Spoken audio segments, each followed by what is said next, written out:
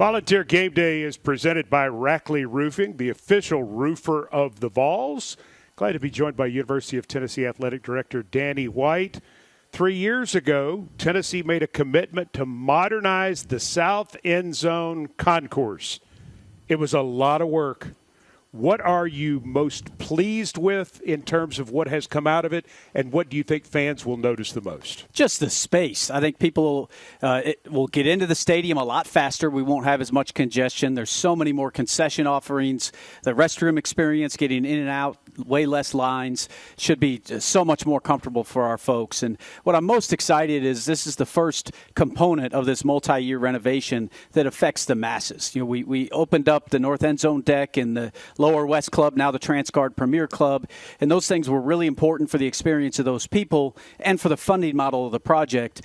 Those projects help fund something like this. It doesn't necessarily generate revenue directly, but impacts so many of our fans. We got the best fan base in the country, and we want them to continually have a better experience. I'm food motivated. So the 11 new food concepts in that South End Zone concourse, which are the ones that jump out to Danny White? Game day, I'm a game day hot dog guy. I'm a traditionalist. Okay. And I'm a believer that if you're going to have a game day hot dog, it better be good. But we also have, what's exciting about this project, we have all sorts of other offerings for anybody that maybe doesn't want that, with cheese steaks and chicken fingers and all sorts of options. I saw when I walked the other day, I think I see on the screen here, sausage, macaroni, and cheese. I'm sure my kids will be all over that. So there's a serious macaroni and cheese place there. Yeah. That's what they do. That's what they do. And what else? There's ice cream. Ice cream. Got to have ice cream. You have to have ice cream.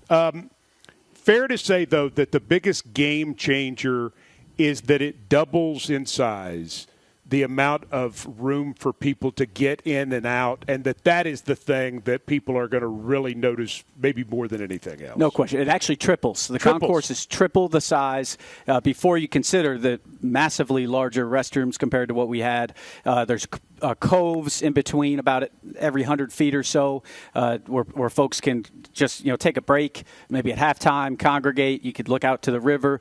The student entrance is a component of it, which it always has been, but now instead of loading 12,000 students into a tiny little concourse, they're going to have a better experience, and those that are in that same area will too. That's great. All right, so Neyland Stadium, preserved by Pilot, has been under construction for quite some time. Does construction go on pause now, or are there other things upcoming right away? Right away, on schedule. We'll, as soon as the season ends this year, we'll be working on some of the finishing touches, the plaza spaces, particularly on the outside of Gate 9. We have some really cool plans to reintroduce the General Neyland statue and some other exciting announcements about that space coming up later this fall. It's not a finished facade on that south. That southwest corner. So still work to do as we finish out all the exterior spaces. Folks will notice today we really expanded our security perimeter, and we're doing that so it's easier for people to get into the stadium. When they get closer to the stadium at their leisure, they'll have already passed security, and then they only need to scan their ticket to get in. That should also help load the stadium quicker, and as we move on to next season, we'll finish out those spaces a little nicer. I already noticed that. That was a huge help when we went over early to start the Vol Network things. Yeah.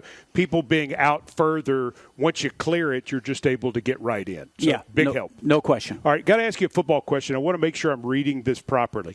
Reports hit Thursday, the NCAA's Oversight Committee voted to support a single transfer portal, and that portal would occur in January. Good thing, bad thing for Tennessee? You have a thought on it yet?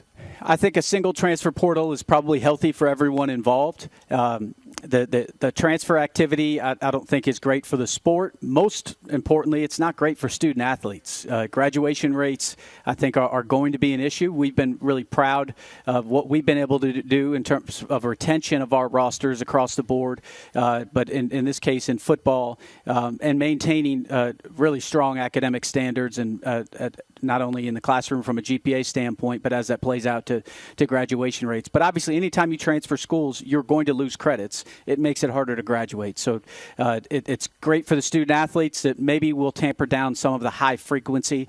And I think it's great for fans. To see rosters change as much as they're changing every year is probably not healthy for the sport. Good stuff. Danny White, thank you for coming by, and congratulations on all the hard work that you and your team have put together on what is a more beautified and more convenient and more hospitable Neyland Stadium. Thank you. Yeah, we're excited for everybody to see it today and get this home season kicked off. All right, Tennessee going to play East Tennessee State upcoming. Time for our all-vol forecast, presented by our great friends at Food City, the official grocery store of the University of Tennessee Athletics Department.